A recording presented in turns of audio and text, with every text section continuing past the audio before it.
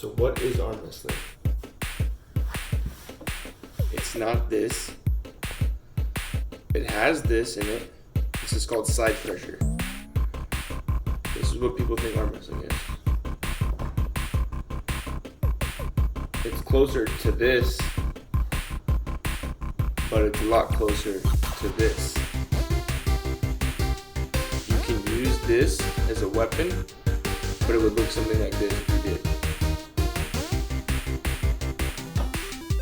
It doesn't have to look like that. This is a hook.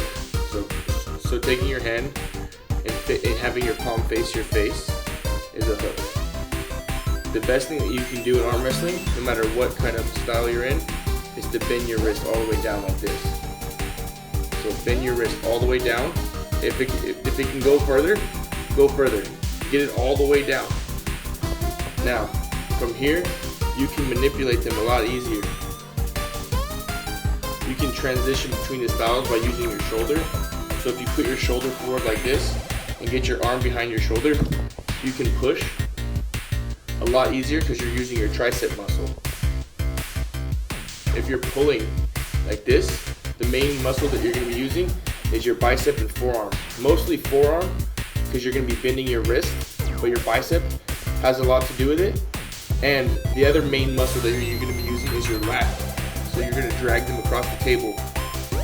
Usually only have a little pad like this, smaller than this, probably around this size right here, depending on what league or what kind of table you have.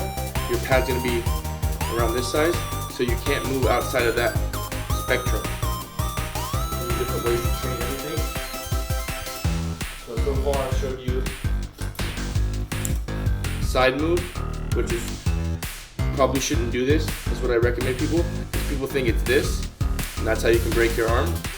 To keep everything connected right here, keep everything a lot safer. So basically this is what it would look like if I moved without my arm. So I'm doing this. I'm going sideways and down, but I'm also starting with a straight wrist and then bending my wrist and going sideways and down. That's one style. It's called side press. You can do it from different positions. You can do it with your knuckles high, knuckles low. This is a top roll, going from palm neutral or palm underhand, either one, palm neutral or palm underhand, to palm facing away from you. So you're looking at the back side of your hand. Now most of the time people don't use a sideways motion with this type of movement, but I like to do that. It's one of the moves I like. It's called a high side pressure top roll. So you'll be here like this, and your first movement, let me say ready go, is you bend your wrist all the way down and rotate and push to the side. Lean your body to the side, so that way your arm doesn't do this, basically. See how my arm just stay in the same spot? That's how you would break your arm. And another way you would break your arm is if someone's pushing you to the side this way, and you start losing, and you push. So one technique to keep yourself safe is if you feel the person's overpowering you, always look at your hand. You should always look at your hand anyway, because naturally, the first thing I do is I'll turn sideways like this and look at my hand, either if I'm doing a top roll, or if I'm doing a side hook, or if I'm doing a posting style, which I'm just using basically I'm using my bicep muscle and my brachialis muscle to pull back like this, but I'm also doing that top roll I showed you to the side, so it looks something like this.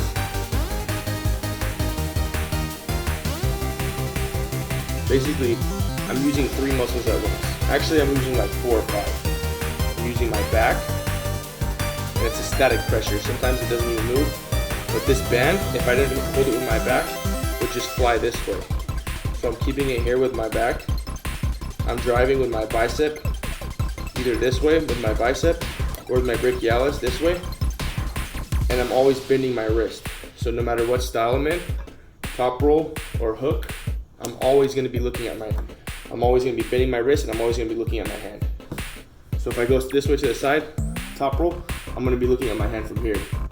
The closer you are to your hand, the more power you have. So if you can drag them from here, if you're here and you catch them here, and you can get them here or even here, you already pretty much won the match, because their arm is going to be like this.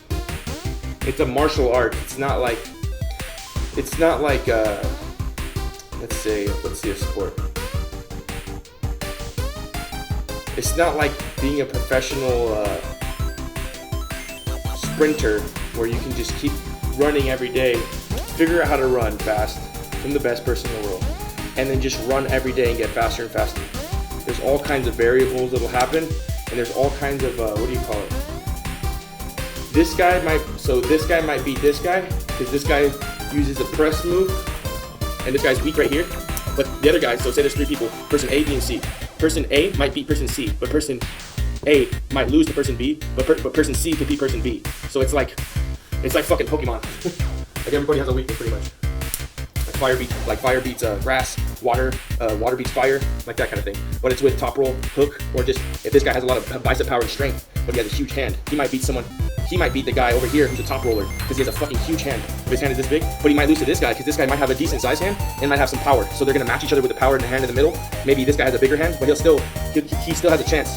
But so person A would beat person C, but person A can't beat person B, but person B can beat person C. If that makes sense. Another thing about arm wrestling, everybody arm wrestles different. So if I do a move like this and rotate in, basically a top roll where my palm is facing away from me, like this, or some variation of it.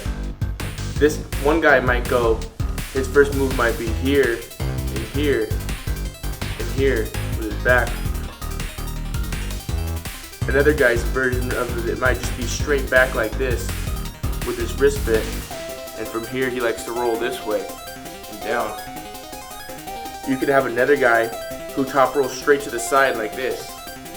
And then you can have a final guy who likes to put someone into a hook or something like a hook right here and hold them here for a while.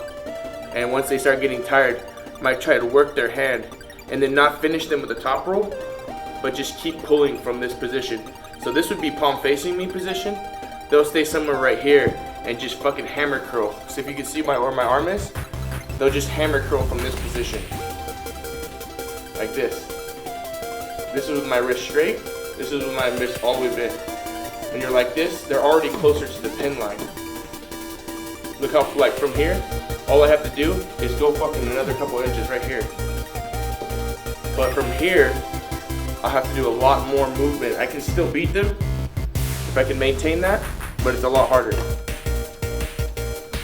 It's just get strong in the gym and do all your basic movements. Bicep curls, underhand curls like this, hammer curls, rows, pull-ups if you can do them on a pull-up bar. Just general conditioning too. Train your legs, do squats all the way down, do different machines that you can find, and on every workout, no matter if it's arm wrestling or bodybuilding, you can use a wide stance. So if this is my hand position and I'm grabbing a bar like this, and I'm holding a bar, I can use a wide grip, do a deadlift with a wide grip, snatch grip deadlift basically, like this. I can use a close grip, I can use an underhand grip. Basically, the more creative that you are, the more that you can achieve in the gym. Because, for instance, I'll give you an example. If the only workout I ever did was this muscle would get worked to a certain point, and it would get strong. And if the only thing I ever used it with was this band, I would start doing 100,000 reps. But instead of doing 100,000 reps, for 1 week I could do this. The next week I could turn my hand facing down and hammer curl across my body like this. The next week I could do a hammer curl with my wrist bent, pulling back and leaning back, because the band gets harder as I walk back. So that's one way to make it harder right there. You can always manipulate the workout in a minor way to get a lot of results. For instance, if the only thing I had was this, right? And all the workout I do is this. Well, I have 2 more workouts I can do right there. Right here, 1, 2, under, overhand. So where my hand is, I'm facing the back of my hand, pulling back. First curl. You could do, or you can pull your hands in like this. Check this out. I can pull it in with my back, from here. I can just curl it back. Something like arm wrestling too. I can get it across my body and pull here. So I can do all kinds of workouts with this thing. I can face away from the thing and try to curl it like this to my chin. I just made that up right now. You can do fucking anything with any workout. If I'm doing bench press over here, you can do fucking bench press right here. Perfect example.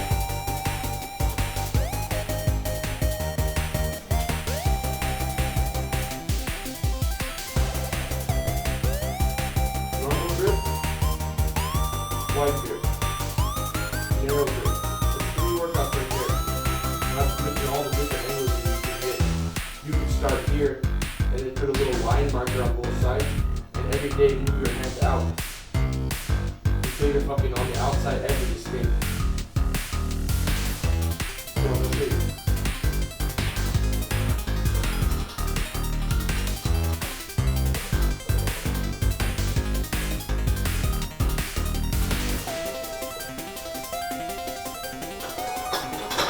That's a lot harder than be right here. Than be in rumble grip. Right here. This is way easier.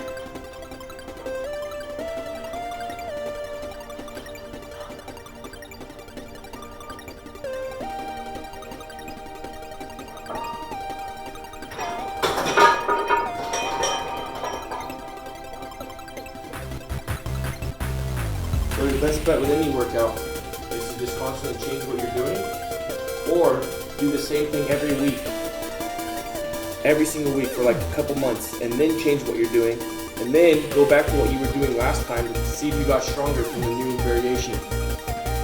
So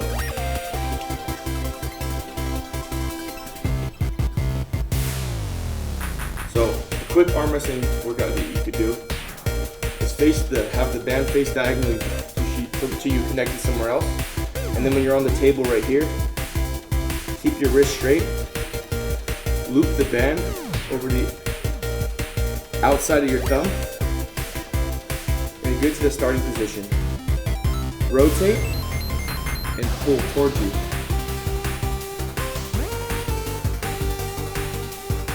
Now that's training like 2 or 3 muscles at once. I'm training my supination muscle, which is in your bicep, your wrist. You have a supinator in your wrist too. I think it's over here somewhere.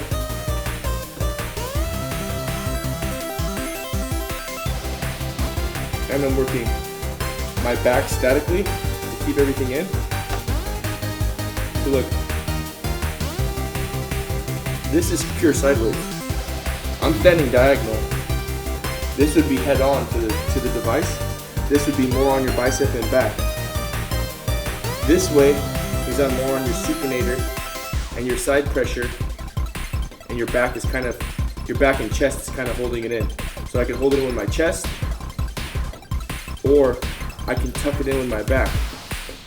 I'm kind of in the middle right there where this feels to me the most like arm wrestling at this diagonal angle. The opposite side of that would be pronation. Now I stand at the same diagonal part of the table. So if I'm completely sideways, it's easy to find the diagonal. You just move a little bit this way. If you face the device the band, if you're looking right at it when you stand up right here, that's mostly back pressure. And back pressure in arm wrestling is anything with your back or your bicep, or anything that will get your hand closer to your body, like this. So if I'm here and it's over the opposite, so remember how on the other side it was on the top of your thumb? This side it's on the other side of your thumb. The palm of your hand, the little meat of your thumb, right here, it's right there, hooked on that. And from here, you're gonna rotate and pull back towards you with your bicep and your back. And from here, you can either keep pulling back, or say you find a sticking point right here somewhere, you will go to the side.